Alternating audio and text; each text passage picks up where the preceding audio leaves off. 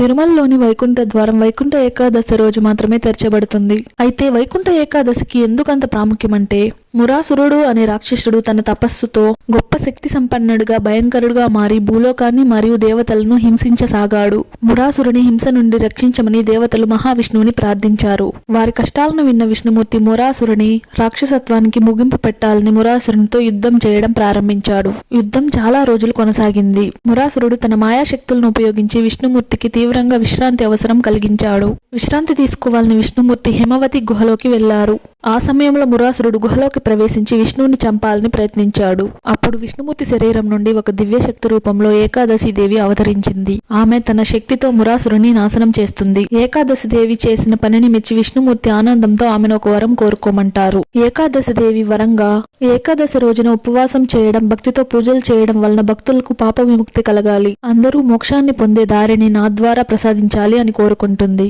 ప్రతి సంవత్సరం వైకుంఠ ఏకాదశి నాడు నా స్వర్గం వైకుంఠానికి వచ్చే ద్వారం వైకుంఠ ద్వారం తెరుస్తాను. ఈ ద్వారం ద్వారా వెళ్లే భక్తులకు మోక్షం లభిస్తుంది అని విష్ణుమూర్తి వరమిస్తాడు. అప్పటి నుండి తిరుమలలో వైకుంఠ ఏకాదశిని పర్వదినంగా భావించి భక్తులు స్వామివారిని వైకుంఠ ద్వారంలో వెళ్లి దర్శించుకుంటారు. వైకుంఠ ఏకాదశి పాటించడం వల్ల జీవిత పాపాలు తొలగిపోతాయని, మోక్షానికి అర్హులవుతారని భక్తుల నమ్మకం. ఇలాంటి మరిన్ని విషయాల కోసం ఛానల్ ని సబ్స్క్రైబ్ చేయండి. Thanks for watching.